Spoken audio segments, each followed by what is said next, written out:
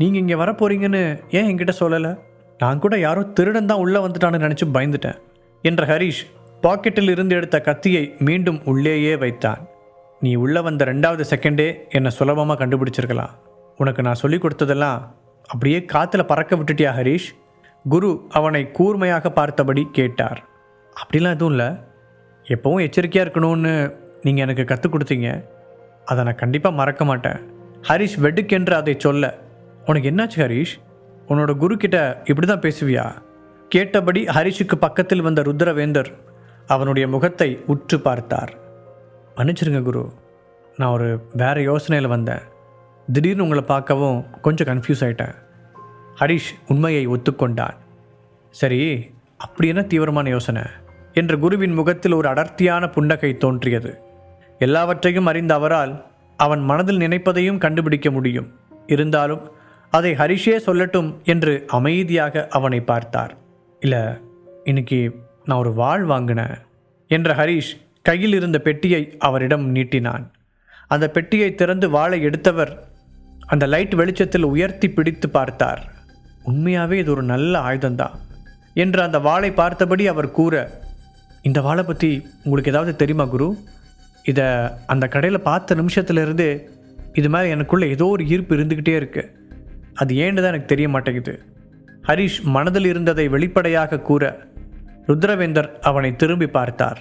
பின்பு மீண்டும் அந்த வாளின் பக்கம் பார்வையை திருப்பியவர், இந்த வாளோட பெயர் குளிர் நிலவு என்று கூறியபடி அந்த வாளை சர்ரென்று சுழற்ற அதிலிருந்து அத்தனை துருவும் பொடியாக உதிர்ந்தது.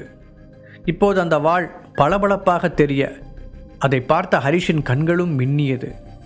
ஹரிஷ் கண்களை விரித்து அதை ஆச்சரியமாக பார்த்து கொண்டிருக்கும் போதே அவனுடைய ஒரு கையை இழுத்த குரு அதில் அந்த வாளை வைத்து ஒரு கோடு போட்டார். ஹரிஷின் கையிலிருந்து வெளிப்பட்ட இரத்தம் அந்த வாளின் மீது தெரித்தது.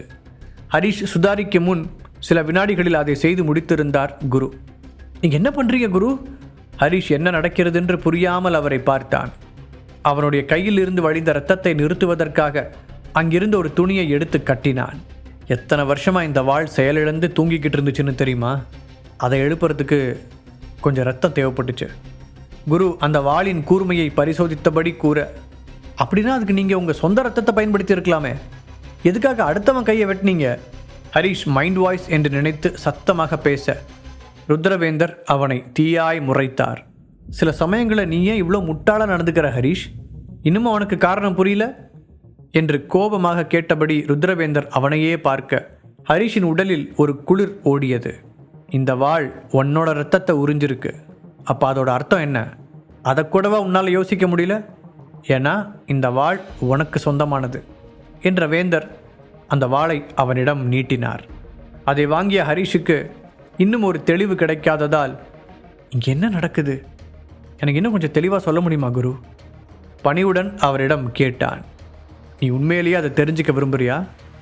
கேட்ட ருத்ரவேந்தர் அவனுடைய கண்களை உற்று பார்த்தபடி, ஏன் ஹரிஷ், நீ சமீபத்தில் வினோதமாக எதையும் கவனிக்கலையா என்று கேட்டார். இந்த முறை ருத்ரவேந்தர் எதை பற்றி பேசுகிறார் என்பதை ஹரிஷ் உடனே புரிந்து கொண்டான்.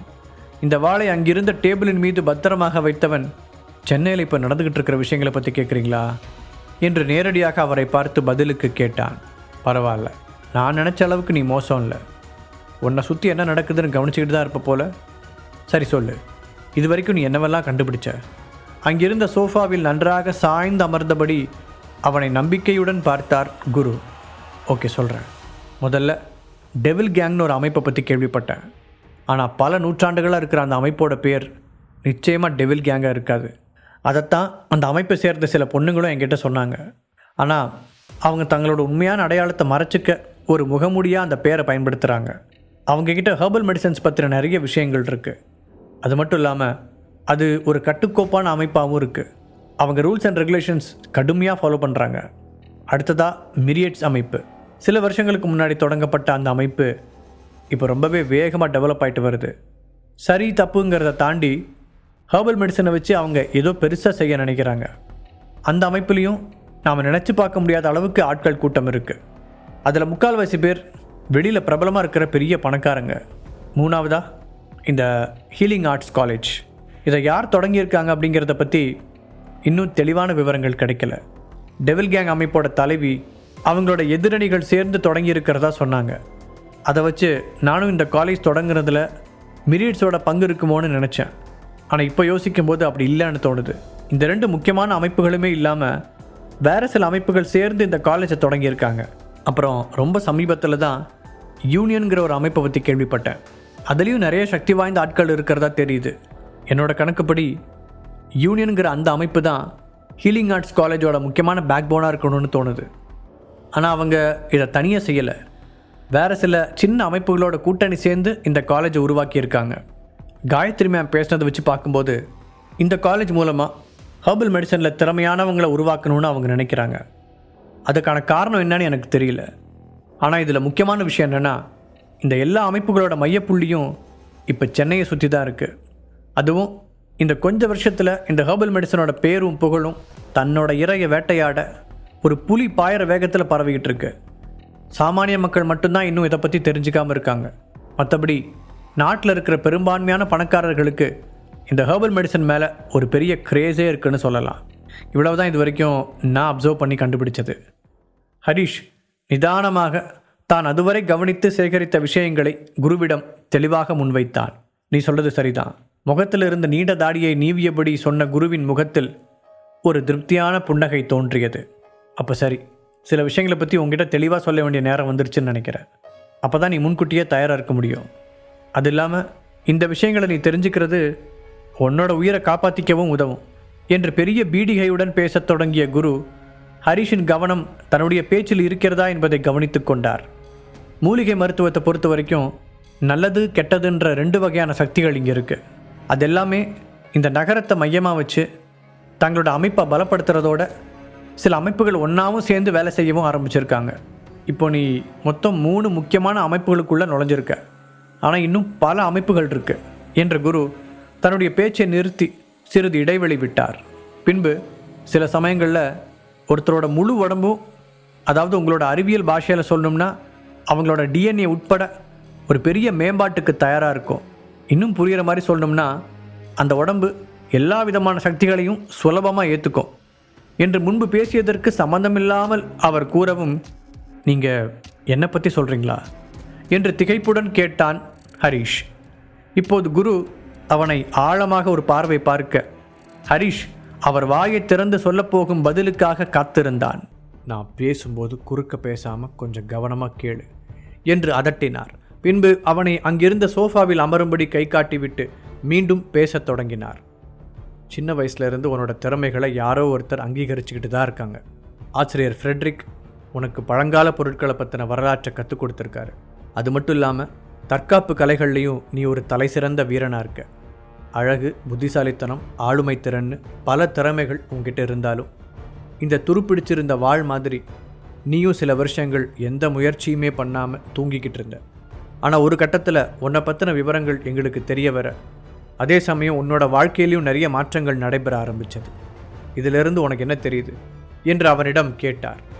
இந்த ஹெர்பல் மெடிசன் அடிப்படையாக வச்சு நடக்க போகிற ஏதோ ஒரு விஷயத்தில் நானும் ஒரு பகுதியாக இருப்பேன்னு நினைக்கிறீங்களா? ஹரிஷ் இந்த முறை சரியாகவே யூகித்து கேட்டான்.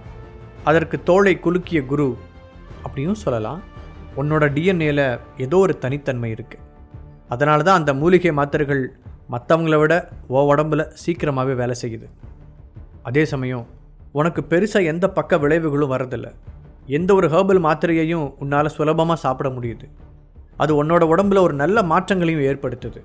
உன்னோட நண்பன் முதலாக உனக்கு மாத்திரை கொடுத்தப்போ நீ இருந்ததுக்கும் இப்போ நீ இருக்கிறதுக்கும் உன்னால் நல்லாவே வித்தியாசத்தை உணர முடியும். இன்னொரு பக்கம் இந்த துறையில் பல வருஷங்களாக பயிற்சி பெற்ற நிறைய பேர் கண்டுபிடிக்க முடியாமல் போராடுற மருந்துகளையும் உன்னால் ஈஸியாக உருவாக்க முடியுது. உங்ககிட்ட ஏற்கனவே இருந்த திறமைகள் எல்லாமே இப்போ ரொம்பவே மேம்பட்ட நிலைமை அடைஞ்சிருக்கு. மொத்தத்தில் நீ ரொம்ப வித்தியாசமாக இருக்க. உன்னால் ஈஸியாக குணமடைய முடியுது. மற்றவங்க குணமடையவும் உதவ முடியுது. குரு நிதானமாக பேசிக்கொண்டே போக ஹரிஷுக்கு அவர் என்ன சொல்ல வருகிறார் என்பது புரிந்தது. அவனுடைய பார்வையும் கேட்கும் திறனும் முன்பை விட கூர்மையாக மாறியிருந்தது. அதே போன்று இப்போது ரொம்பவே வலிமையானவனாகவும் இருந்தான். தன்னுடைய தொண்டையை ஒருமுறை சரிபடுத்தி கொண்ட குரு, சென்னை ஒரு மாபெரும் போராட்டத்தோட முதல் போர்க்களமாக மாறப்போகுது என்று அழுத்தமான குரலில் கூறினார். நாங்கள் ஒரு போரை நடத்த போகிறோம்னு சொல்கிறீங்களா? அவர் சொல்வதன் அர்த்தம் என்ன என்பது புரிந்த ஹரிஷ் அதிர்ச்சியுடன் கேட்டான். ஆமாம், இது ஒரு கடினமான போராட்டமாக இருக்கும். வெற்றிக்கு எந்த உத்தரவாதமும் கிடையாது. நீங்கள் எதிர்கொள்ள போகிற சக்திகள் ரொம்ப காலமாக பதுங்கி இருக்காங்க. அவங்க எல்லாரும் சரியான சந்தர்ப்பத்துக்காக காத்திருக்காங்க. சொல்லிக்கொண்டே வந்த ருத்ரவேந்தரின் முகம் கடுமையாக மாறியது.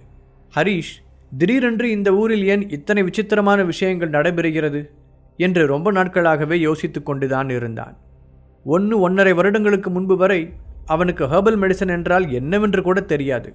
ஆனால் தீபக்கை சந்தித்த பிறகு அவன் முதன்முறையாக ஹரிஷுக்கு ஒரு மாத்திரையை கொடுத்தான். அதன் பிறகு அவனுடைய வாழ்க்கையில் நிறைய மாற்றங்கள் நடந்தது. எங்கு திரும்பினாலும் ஹெர்பல் மெடிசன் பற்றிய பேச்சுக்கள் அவனுடைய காதில் விழ ஆரம்பித்தது. அது தொடர்பான நிகழ்வுகளும் அவனை சுற்றி நடக்கத் தொடங்கியது. தன்னையும் மீறி ஹரிஷ் அந்த உலகத்திற்குள் நுழைந்தான். கிடைத்த வாய்ப்புகள் எதையும் விடாமல் கண்முன்னால் தெரிந்த பாதை வழியாக நடந்த அவன் இப்போது அந்த உலகத்தின் முக்கிய அங்கமாக மாறி நிற்கின்றான். இதையெல்லாம் யோசித்த ஹரிஷுக்கு குரு தன்னை தேர்ந்தெடுத்ததற்கான காரணமும் கொஞ்சம் கொஞ்சமாக புரிய ஆரம்பித்தது. அதற்குள் ருத்ரவேந்தர் மீண்டும் தன்னுடைய பேச்சை தொடங்கியிருக்க ஹரிஷின் கவனம் அவரிடம் சென்றது. இன்னைக்கு அறிவியலும் தொழில்நுட்பமும் ரொம்ப பெரிய அளவில் வளர்ச்சி அடைஞ்சிருந்தாலும் உன்னுடைய திறமை அதில் தனிப்பட்டு தெரிய போகுது. உன்னால் மட்டும்தான் இந்த உலகத்தை பழையபடி மீட்டெடுக்க முடியும். அதனால் நிறைய பேர் உன்னை சார்ந்து இருக்க போகிறாங்க. இனிமேல் உன்னோட வாழ்க்கை நிச்சயமாக ஒரு சாமானியனோட வாழ்க்கையாக இருக்காது. நிறைய போராட்டங்களை கடந்து வர வேண்டியிருக்கும். ருத்ரவேந்தர் தன்னுடைய ஆழ்ந்த குரலில் கூற ஹரிஷின் உடலில் மீண்டும் அந்த குளிர் நடுக்கம் ஓடியது. ஆனால் அதுக்காக நீ கவலைப்பட தேவையில்லை. ஏன்னா நாங்கள் எதிர்கொள்கிற பலம் வாய்ந்த தீய சக்திகள் கிட்ட கூட உங்ககிட்ட இருக்கிற அது எப்படி சொல்கிறது, நீங்கள் இங்கிலீஷில் சொல்லுவீங்களே அட்வான்டேஜ். ஆமாம், உங்ககிட்ட இருக்கிற அட்வான்டேஜ் கிடையாது. அவ்வளோ ஏன் ராஜேஸ்வரன் குடும்பத்தில் இருக்கிற உன்னோட நெருங்கிய சொந்தக்காரங்க கிட்ட கூட இந்த சக்தி கிடையாது.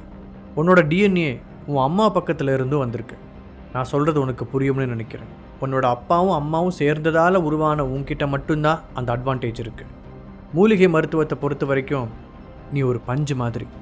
உன்னால் எல்லாத்தையும் உள்வாங்கிக்க முடியும். அதே மாதிரி எதை வேணாலும் திருப்பி செய்யவும் முடியும். அப்புறம் இன்னொரு விஷயத்தையும் நல்லா ஞாபகம் வச்சுக்கோ, இதை நீ தனியாக எதிர்கொள்ள போகிறதில்ல. அவனுக்கு சொல்ல வேண்டியவைகளை தெளிவாக கூறிய பிறகு ருத்ரவேந்தர் ஒரு பெரு மூச்சை வெளிப்படுத்தினார். அப்போது ஹரிஷுக்கு அவர்கள் இருவரும் பேசுவதை யாரோ கண்காணிப்பது போல ஒரு உணர்வு தோன்றியது. தலையை குலுக்கி அந்த உணர்வை உதறியவன் அதுவரை ருத்ரவேந்தர் கூறிய அனைத்தையும் கேட்டு ஒரு விதமாக மறத்து போயிருந்தான். தான் மற்றவர்களை விட வித்தியாசமானவன் என்று அவர் கூறியதில் அவனுக்கு எந்த பெருமையும் ஏற்படவில்லை. ஒரு உணர்ச்சியற்ற ஜென் நிலையில் இருந்தான். அவர் கூறியதிலிருந்து அவன் புரிந்து கொண்ட 2 விஷயங்கள். ஹெர்பல் மெடிசனை அடிப்படையாக கொண்டு ஒரு பெரிய போர் நடைபெறப் போகிறது. முழு கதையையும் கேட்டு மகிழ பாக்கெட் FM ஆப்பை டவுன்லோட் செய்யுங்கள். லிங்க் டிஸ்கிரிப்ஷனில் கொடுக்கப்பட்டுள்ளது.